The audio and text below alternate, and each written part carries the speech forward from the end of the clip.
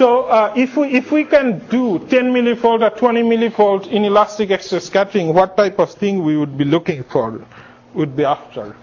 So this theoretical predictions of collective charge modes related to many body phases of matter go back as early as the 70s. For example, Leggett and Schrieffer talked about order parameters with nodes back in the 70s, way before ITC was discovered. And they even talked about a spin mode at pi, which was discovered much later.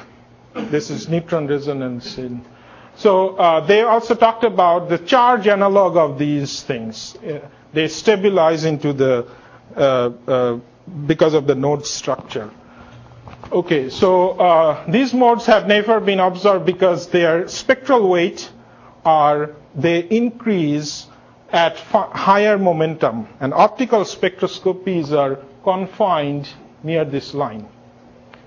Okay, so that's one example. Another example would be some sort of collective mode recently predicted by Patrick Lee, that it also it has structure factor, form factor to peak at finite Q. So these are the, of course there is this liquid crystal, this dynamic stripe type mode that appears at finite frequency but not at zero frequency. So these are the experiments that will be enabled by this technique. Okay, so this is an example. Where do we stand at this point? So we know that NCCO has a critical point near this 14-15%. And if we try to trace the softening of the charge collective modes by present day inelastic X-ray scattering, and this is the best we can do. We can trace how these modes soften, but you can see this is 2 eV, this is 1 eV, this is 500 millivolt. That's where I stop, and I then extrapolate. But much of the interesting physics is really here.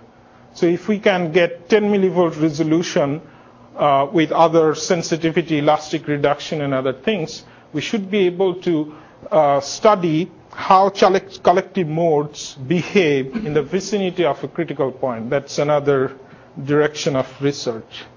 Okay, so with that in mind, we are developing this technique. We have instrumentation design. It's going to be at the advanced light source, not too far from here. Well, compared to where I live. So the other, you can try to look for this infrared collective modes or exciton-plasmon duality. In other words, you have, if you have a metal, if you have an insulator, your collective response, dominant low energy collective response is in the exciton channel.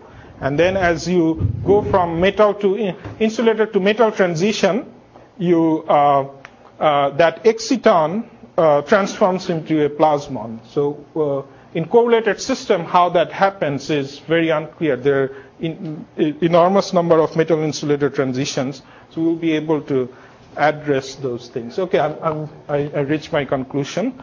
So my conclusion is that the electronic quasi-particle coherence scale sets the electronic phase transition scales, may not be driving that.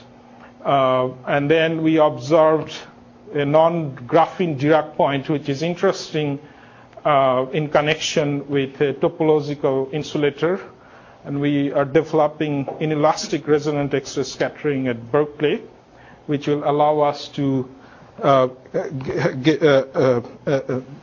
probe charge channel in unprecedented level of resolution. Thank you.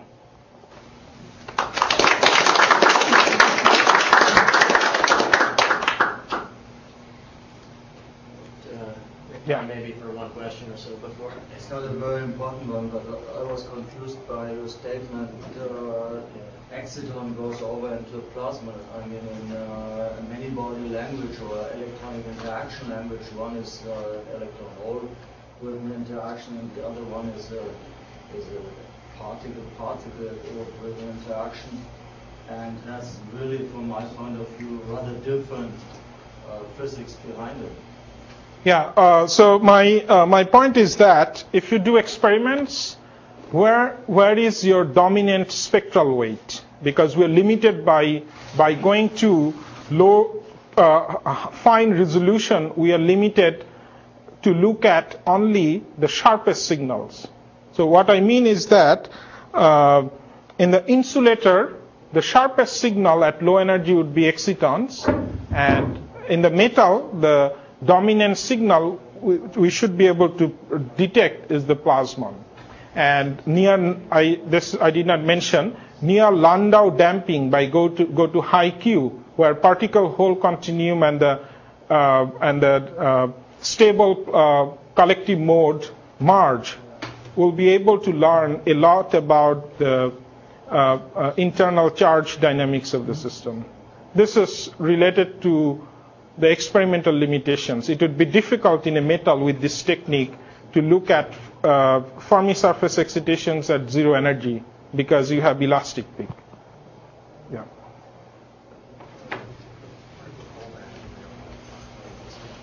Exactly. All right. Well, that's a question. Let's thank the speaker again, and remember he's